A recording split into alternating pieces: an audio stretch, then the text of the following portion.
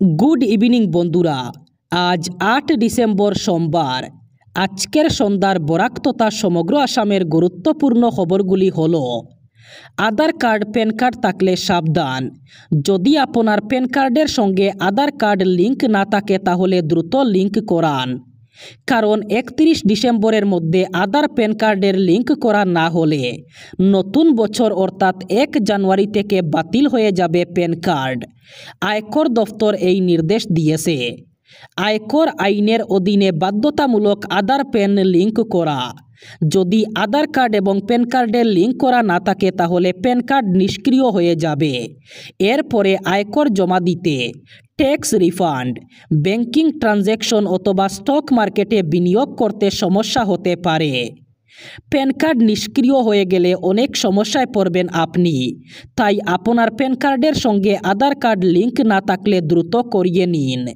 ষষ্ঠ, সপ্তম এবং অষ্টম শ্রেণীতে অসমের ইতিহাস এবং ভূগোল বাধ্যতামূলক বিষয় হিসাবে অনুমোদন পেল মন্ত্রিসভায়। গতকাল দিশপুরের লোকসেবা ভবনে অনুষ্ঠিত মন্ত্রিসভার বৈঠকে এই অনুমোদন দেওয়া হয়েছে। এদিন বৈঠক শেষে গৃহীত সিদ্ধান্তগুলি সাংবাদিকদের সামনে তুলে ধরেন মুখ্যমন্ত্রী। তিনি বলেন, বৈঠকে প্রাক্তন বিচারপতি বিপ্লব কুমার শর্মা কমিটির সুপারিশ অনুযায়ী ষষ্ঠ, সপ্তম এবং অষ্টম শ্রেণীতে অসমের ইতিহাস এবং ভূগোল বাধ্যতামূলক বিষয় হিসাবে অনুমোদন দেওয়া হয়েছে। এই দুই বিষয়ে 50 নম্বর করে পরীক্ষা দিতে হবে শিক্ষার্থীদের। এখন থেকে সমাজবিজ্ঞান আলাদা বিষয় হিসাবে বিবেচিত হবে।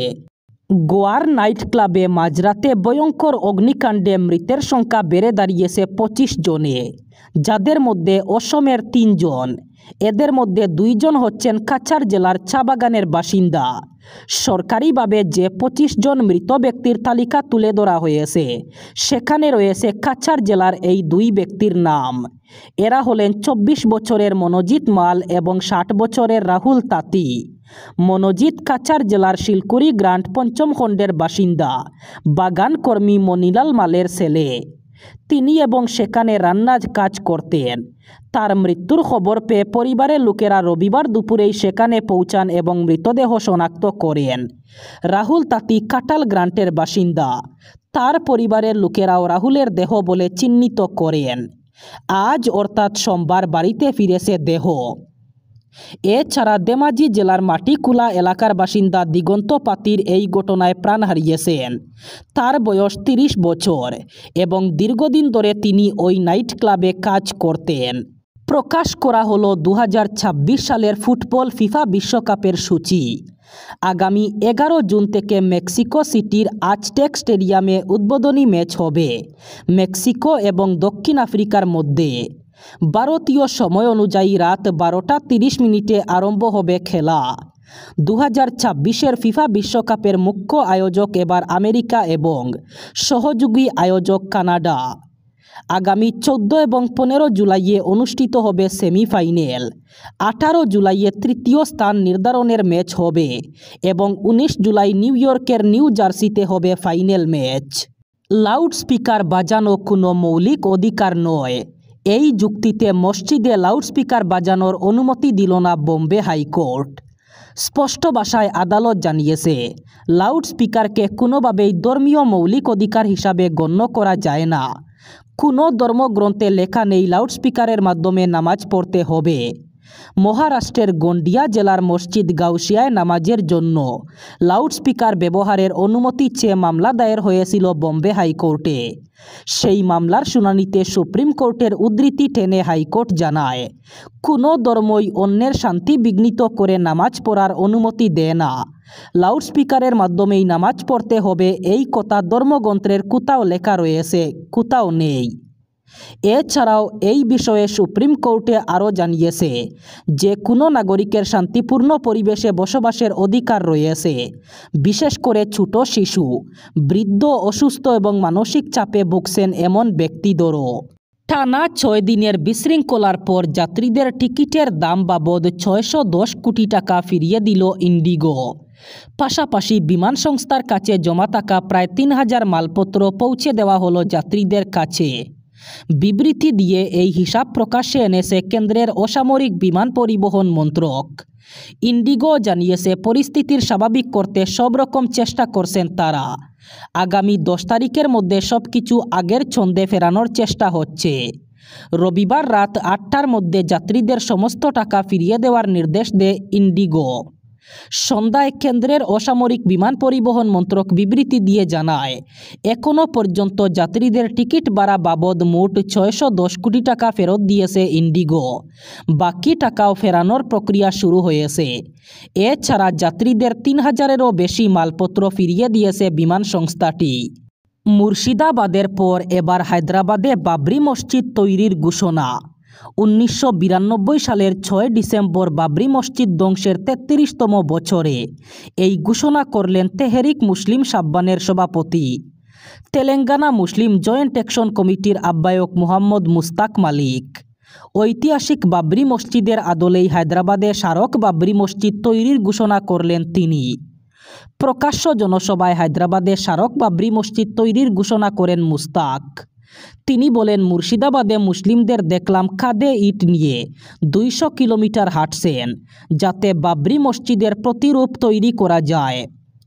2019 সালে সুপ্রিম কোর্টের রায়ের পর থেকেই এই স্বপ্ন লালন করে আসছিলেন তিনি।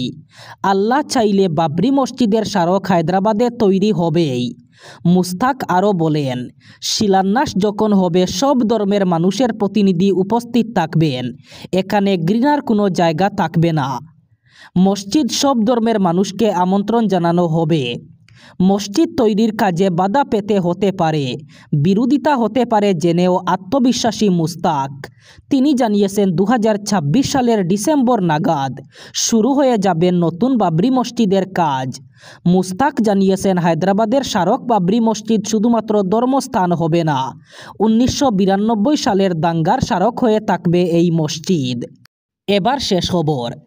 বিভিন্ন নির্বাচনী প্রচার সভা, জনসভা এবং সোশ্যাল মিডিয়ার মাধ্যমে দেশের মুসলিম জনগোষ্ঠীকে লক্ষ্যবস্তু করার অভিযোগ দীর্ঘদিন ধরেই ভেসে আসছে। এবার সেই বিতর্ক আরও তীব্র হয়েছে দিল্লি বিজেপির শেয়ার করা একাধিক সোশ্যাল মিডিয়া পোস্টের কারণে। বিশেষ ইন্টেন্সিভ রিভিশন অর্থাৎ এসআইআরের নামে ভোটার তালিকা সংশোধনের প্রক্রিয়া চলাকালীন বিজেপির পক্ষ থেকে ইসলাম বিদ্বেষমূলক কন্টেন্ট প্রচার করা হচ্ছে বলে অভিযোগ উঠেছে একাধিক প্রতিবেদনে। দিল্লি বিজেপির এক্স অ্যাকাউন্ট থেকে একটি গ্রাফিক পোস্ট করা হয়, যেখানে রাহুল গান্ধী, অরবিন্দ কেজরিওয়াল, অখিলেশ যাদব এবং মমতা বন্দ্যোপাধ্যায়কে মুসলিম পোশাকে দেখানো হয়।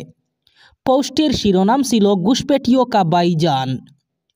সেখানে দাবি করা হয় যে সব রাজনৈতিক নেতা এসআইআর প্রক্রিয়ার বিরোধিতা করছেন তারা নাকি অনুপ্রবেশকারীদের সমর্থক।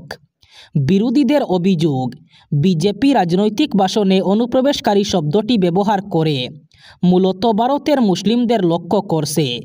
যদিও বিজেপির দাবি এটি কেবল বাংলাদেশ এবং মায়ানমার থেকে আসা অবৈধ অভিবাসীদের ক্ষেত্রে প্রযোজ্য। বিহারে নির্বাচন প্রচারের সময় প্রধানমন্ত্রী নরেন্দ্র মোদী এবং স্বরাষ্ট্রমন্ত্রী অমিত শাহ বহুবার বলেন, এই প্রক্রিয়ার মাধ্যমে বিদেশি ভোটারদের নাম বাদ দেওয়া হচ্ছে। তবে এখনও নির্বাচন কমিশন আনুষ্ঠানিকভাবে কতজন বিদেশির নাম বাদ গিয়েছে তা জানায়নি। অন্যদিকে দ্য ওয়ারের একটি বিশ্লেষণে দেখা যায়, বিহারে এসআইআর চলাকালীন ভোটার তালিকায় বিদেশির উপস্থিতি মাত্র 0.012%। বিরোধী দলগুলোর প্রশ্ন, এত কম সংখ্যাকে কেন্দ্র করে কেন এত বড় প্রচার এবং কেন এই প্রক্রিয়া মুসলিম পরিচয়ের সঙ্গে যুক্ত করা হচ্ছে। এই ছিল আজকের সন্ধ্যার গুরুত্বপূর্ণ খবরগুলি। ভিডিওটি অবশ্যই লাইক করবেন এবং চ্যানেলটি সাবস্ক্রাইব করবেন।